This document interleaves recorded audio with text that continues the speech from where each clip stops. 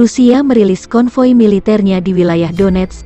Rusia menarik mundur pasukan di sejumlah wilayah di Ukraina dan fokus membebaskan Donetsk dan Luhansk dari tentara Ukraina.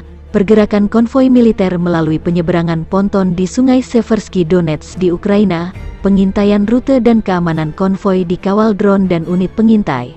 Demikian keterangan video yang dirilis Kementerian Pertahanan Rusia dikutip Tribun Timur hari ini.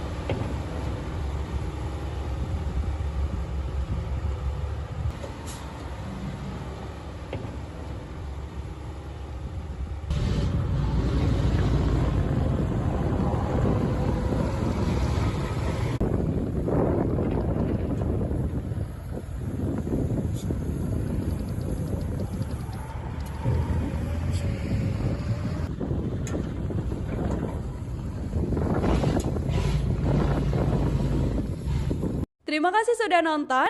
Jangan lupa like, subscribe, dan share ya.